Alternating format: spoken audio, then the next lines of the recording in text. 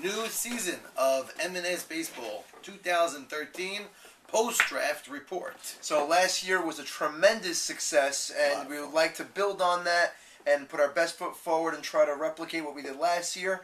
And the draft was, really looked like a real hardcore dogfight. The draft was. Yeah, a lot of trades, a lot of action. As you can see, we upgraded a little bit. I'm dressed in a suit for a change. I didn't get the suit yet, but we got the studio. And don't get used to it, but for the post-draft report, we got it going. I'm going to jump right into it. The Black Mambas will be the first team we talk about, simply because it's Nemi, and we have fun picking on them. That is very true. So the Black Mambas I guess the name is... No, it's based off Kobe Bryant's alter ego, and Nehemiah's, whatever, we'll keep it at that. What he likes to call it... Yeah, no, okay. I'm saying the Mamba. Oh, the Mamba. But either way... that team, as we were looking at it a few minutes ago, he could have went a lot of different ways. He did have the last pick in the draft to jump right in. We said he has, he took Michael Cohen and Zach Ashkenazi. Some people didn't love the so picks. He chose he chose athleticism and speed as opposed to the power with the bat he could have got in that spot. Right. He could have gotten like a Farco or something. Either way, he could have got a lot of players on the board over there, but he chose speed and he chose athleticism and he gave himself a lot of options defensively. True. So I think that Zach was being the case. Zach center, left, short, play anywhere. I think it was he had a very solid draft. But as we all look up and down his team, it comes down to the starting pitching. Well, that's true. He did build himself a very tight, very good defense. He's got Zach Ashkenazi at shortstop in the YMSL this year. His first year playing short. He's doing a phenomenal job. Very good friends. Everyone's up on Zach. Stock is very high. Talked to a lot of people that play with him. Steven, Ike Mavora, Avi Dweck, and they all tell me that he's been rock solid at shortstop. And I believe, and I think he'll only get better. He's a good player. He's unbelievable. He's a winner. And Michael Cohen in the outfield, I think, is probably the second best outfielder after Jackie Towell defensively. As a center fielder in this league, very, very, very possible. So, the defensively, Solly Cohen's in left. He shed a couple of pounds. He'll always be a hitter. Sol's one of the best, he's a rock-solid hitter, so he's just a stalwart in the lineup. And coming back to the M&S League, maybe he took a 3-year hiatus, is Morris Gasson. Right, and that was a big, big pick. And the last time Morris was in our league, he wasn't the player he is now. He grew into himself. Morris is a star right now. Hitter, and he's a solid third baseman. So they have a solid left side with Solly in the outfield at left field with Michael in center.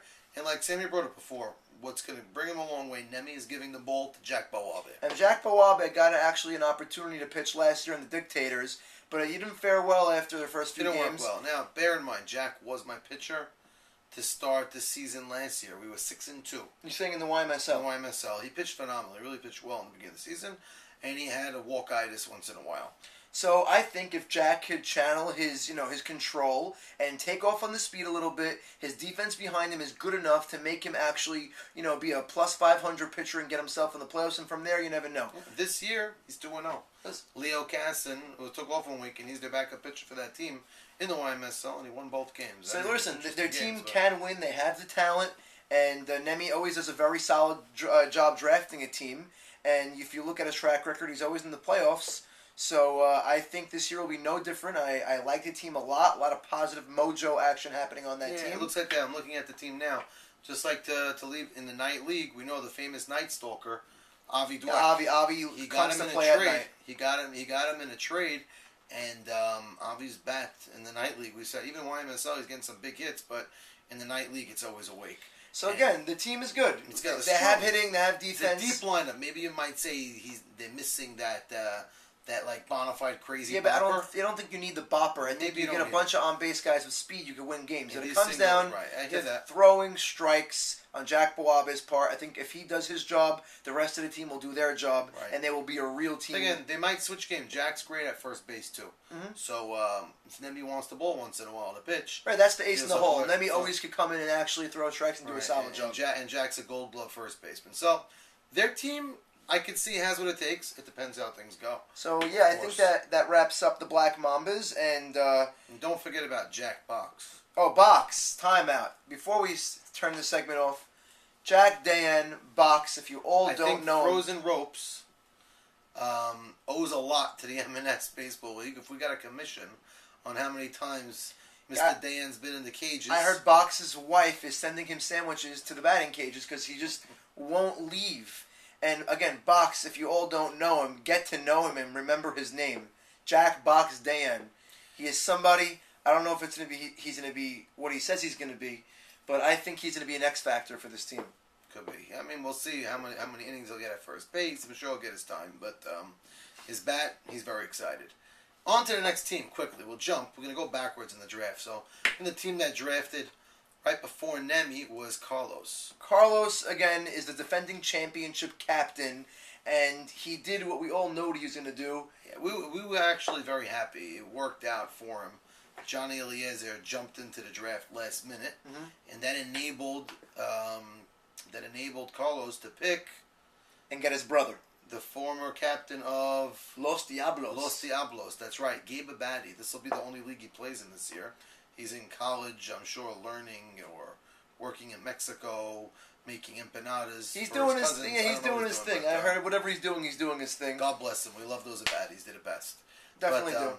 But, he got his brother, and that's going to be an automatically great tandem, Carlos and Gabe. Wow, Carlos and the Gabbies. That's the Carlos and Gabbies, you're right. So that's what they should have named. Viva la Mexico! No, but their name was actually great for Breaking Bad. But we'll talk about that at a different time. All right, we have Carlos is going to be the center fielder, I believe.